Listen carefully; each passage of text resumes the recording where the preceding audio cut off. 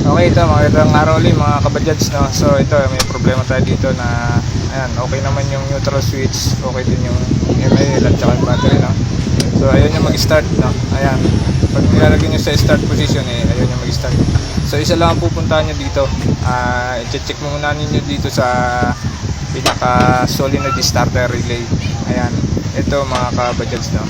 So pagka siniris mo, ayan, ito ganito yung pagsisiris mga kabadyats, no? So pag siniris nyo dito, so mag-i-start yan. Ibig sabihin ang sira nito is yung solenoid na yan, yung sinundot natin. Yan ang ating papalitan. So ayan yung bagong ipapalit natin na relay starter, yun yung solenoid. So papalitan natin yung starter relay para gumana doon sa ignition switch, no, mga kabadyats. So ayan, tinatanggal ko yung lumang starter relay, tapos papalitan natin ng bago. At ite-testing din natin kung yun nga ba ang sira. Ayan mga kabadyats, no? So yung tips ko sa inyo, ito lang yung tips ko sa inyo pagka ayaw gumana doon sa starter niyo, pero okay ang battery nyo at okay naman ang neutral switch, no?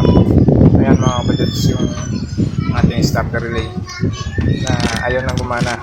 So ibig sabihin niya sira na yung pinaka magnet, yung pinaka solenoid niya sa loob. Ayan, ito yung bagong ipapalit natin mga kabadyats, no?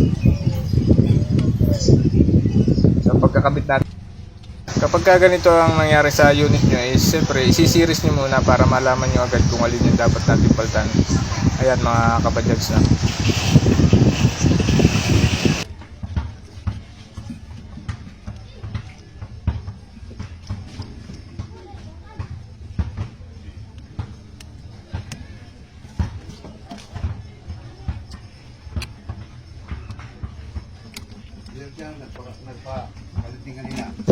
marami pinagmumulan yung hindi pag-start ng ating starter, no?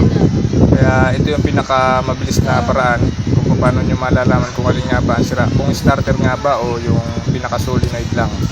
Ayan mga ka-budgets, no?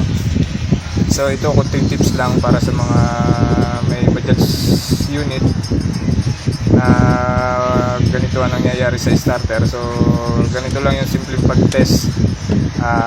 Isisiris nyo muna para malaman nyo kung starter ba ang sira o yung pinaka solenoid starter. Ayan mga kabadyats.